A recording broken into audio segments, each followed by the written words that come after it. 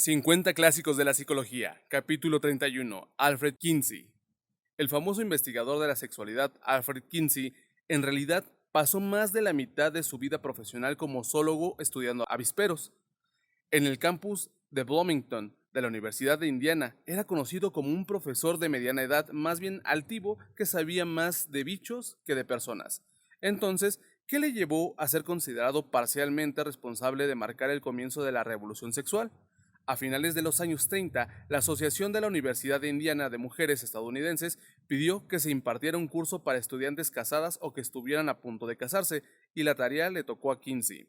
Los estudiantes tenían preguntas como ¿cuál sería el efecto del orgasmo o de la sexualidad prematrimonial en el matrimonio?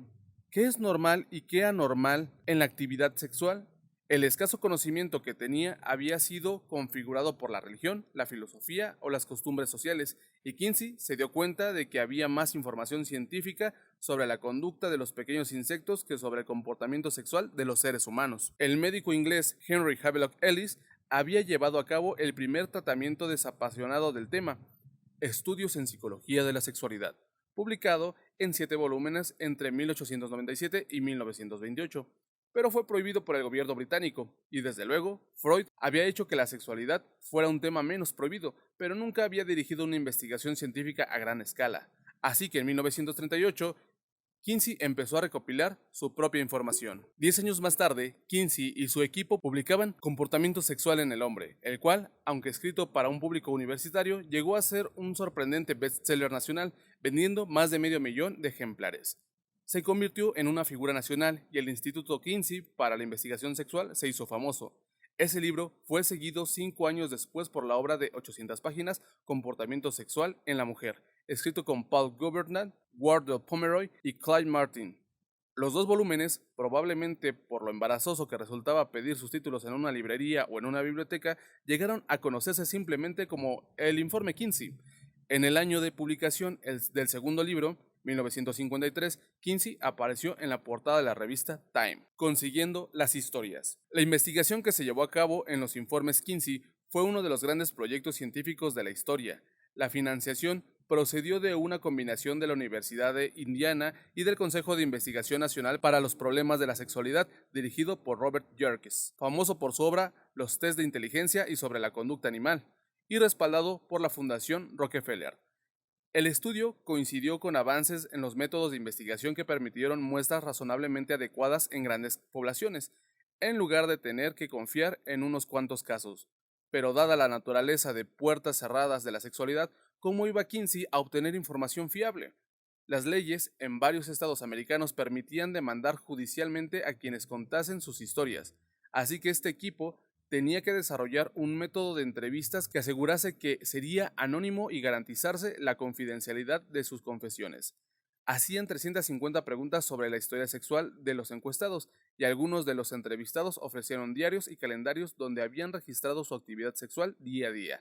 Se investigaron todos los aspectos de la conducta sexual referentes a la edad, estado civil, nivel educativo, clase socioeconómica, educación religiosa y condición tanto a habitantes del campo como de la ciudad. Desde 1938 hasta 1956 se estudió un increíble número de 17,000 personas con el propio Kinsey haciendo más de 5,000 entrevistas.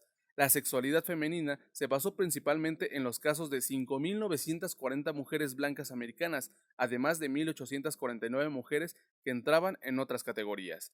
El libro incluye una larga lista de profesiones de las mujeres, desde enfermeras del ejército hasta estudiantes universitarias, desde bailarinas hasta trabajadoras de fábrica, desde economistas hasta instructoras de gimnasio, desde directoras de cine hasta oficinistas. El registro de casos más amplio incluía prisioneras. Los resultados. Junto a la enorme cantidad de datos brutos en comportamiento sexual en la mujer, se introdujeron también aportaciones de los campos de la psicología, la biología, la conducta animal, la psiquiatría, la fisiología, la antropología, la estadística y el derecho, convirtiéndolo en una obra más acabada que el primer informe Kinsey, con un esfuerzo mayor por contemplar la historia sexual a través de las edades. A pesar del árido lenguaje científico y las interminables páginas gráficas y tablas, parecía también más impactante, ya que la sexualidad de las mujeres implica más tabúes, y aquí había información asombrosamente sincera sobre profundos secretos personales. El libro abarca un amplio espectro de temas y ofrece miles de hallazgos, entre ellos encontramos los siguientes. La masturbación, el orgasmo y los sueños. Los niños se masturban desde una edad temprana, como los 2 años. Más importante que la estimulación genital para alcanzar el orgasmo, tanto para los hombres como para las mujeres, son los movimientos rítmicos. La tensión muscular implicada en el acto sexual es una parte crucial de la respuesta psicológica global. Las paredes vaginales tienen muy pocas terminaciones nerviosas. La masturbación femenina se centra en el clítoris, los labios menores y los labios mayores, más que en la penetración real. Generalmente, los hombres tienen más tendencia a fantasear para lograr el orgasmo masturbatorio, mientras que la mayoría de las mujeres depende solo de las sensaciones físicas. No obstante, el 2% de las mujeres habían experimentado un orgasmo a través de la fantasía exclusivamente. El 36% de las mujeres informó no haber tenido ningún orgasmo antes de casarse y un número importante nunca había llegado a él ni siquiera durante el matrimonio. Tanto las mujeres como los hombres tienen orgasmos durante los sueños. El 65% de las mujeres habían tenido sueños sexuales y el 20% había experimentado orgasmos nocturnos en sueños. La idea común era que las mujeres son más lentas que los hombres en lo que respecta a la respuesta sexual y que tenía que transcurrir bastante tiempo antes de llegar al orgasmo. Pero la evidencia fue que en la masturbación las mujeres informaban de un tiempo medio para lograr el orgasmo, de 3 a 4 minutos, no mucho más de lo habitual en un hombre. A pesar de la historia de afirmaciones que se remontan a miles de años y que aseguraban que la masturbación perjudica la salud, Kinsey no halló ninguna evidencia de ello. El único daño es psicológico, esto es, la angustia causada por la culpa. Relaciones sexuales sin coito y caricias sexuales. Los hombres pasan fácilmente a un estado erótico a través de las caricias sexuales, pero un sorprendente número de mujeres no se excitaban a través de dicha actividad. Generalmente, mientras que un hombre no puede evitar excitarse con la estimulación física correcta, los sentimientos eróticos de una mujer dependen más de su sentimiento acerca de la situación. Las sensaciones sexuales de los hombres comienzan súbitamente en la pubertad y aumentan con rapidez durante la adolescencia antes de equilibrarse en la década de los 20 años. Las sensaciones sexuales de la mujer parecen más como una lenta escalada y sus respuestas son más psicológicas. Del 64% de las mujeres casadas que habían experimentado el orgasmo antes del matrimonio, solo el 17% de sus orgasmos se habían conseguido a través de la penetración. El resto ocurrió mediante las caricias, la masturbación, los sueños o el contacto homosexual. Las mujeres se excitan menos mediante la estimulación de los pechos que los hombres al realizar dicha estimulación. Solo el 50% de las mujeres dijo que siempre se estimulaban sus propios pechos como forma de placer sexual. Sexo prematrimonial. Alrededor de los años 40 se había escrito mucho alegando que el sexo prematrimonial conducía a remordimientos duraderos y daños psicológicos, especialmente entre las mujeres. La investigación de Kinsey halló que el 77% de las mujeres que habían tenido relaciones sexuales antes del matrimonio en realidad no tuvieron remordimientos. Aquellas que habían tenido relaciones sexuales con más de un hombre eran incluso menos probable que tuvieran remordimientos por su experiencia.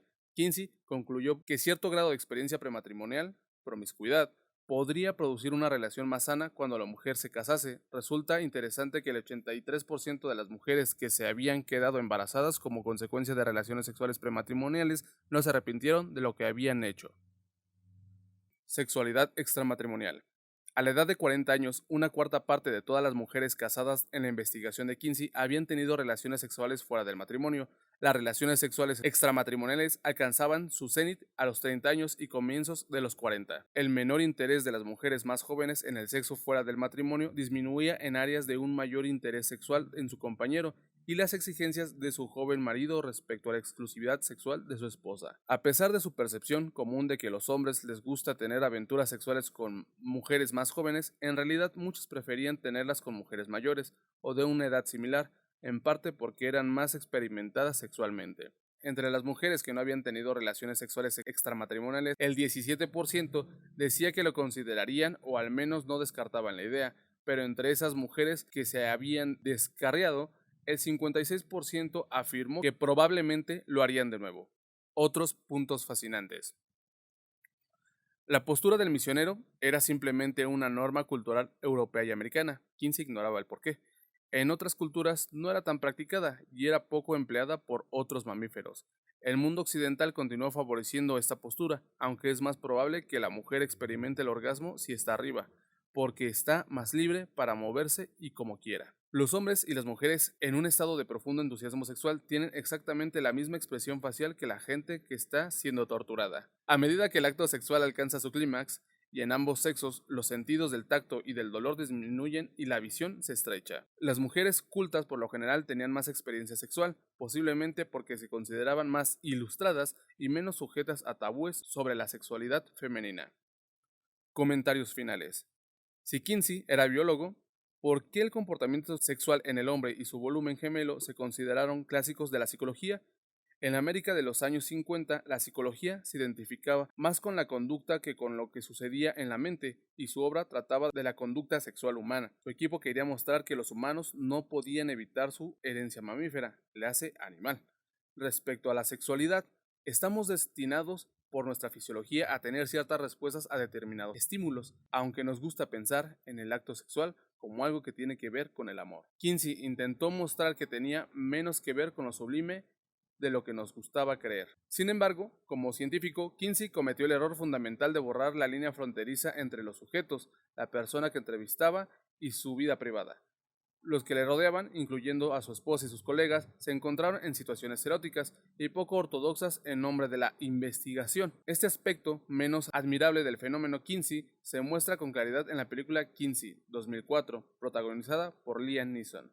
Además de todo un capítulo sobre la homosexualidad y otro sobre el juego sexual preadolescente, Kinsey abordó también temas como la pornografía en los días anteriores a Playboy, los grafitis sobre sexo, el sadomasoquismo, la estimulación erótica mediante animales, el sexo en grupo y el voyerismo.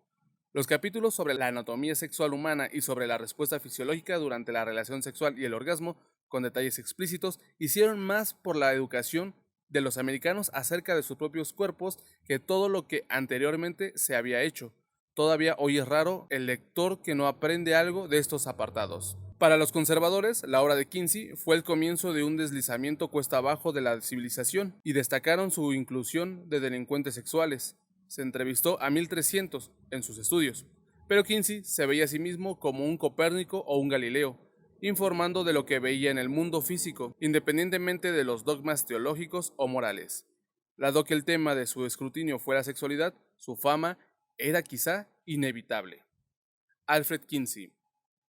Nacido en Hoboken, Nueva Jersey, en 1894, Kinsey era el mayor de 3 hijos. Su padre, que enseñaba ingeniería en una facultad local, era un metodista devoto y dominante, y Kinsey creció en un entorno que prohibía cualquier manifestación o experiencia de la sexualidad. Fue un activo Boy Scout, le encantaba ir de acampada y estar fuera de casa. Al terminar la escuela, Kinsey obedeció a su padre y se matriculó en ingeniería, pero se moría de ganas de estudiar biología. Después de 2 años, y contra los deseos de su padre, se matriculó en la facultad de Bowdoin, en Maine, donde se licenció recibiendo el sobresaliente con laude en biología y psicología. Logró su doctorado en biología en Harvard en 1919 y al año siguiente obtuvo un puesto como profesor asociado de zoología en la Universidad de Indiana.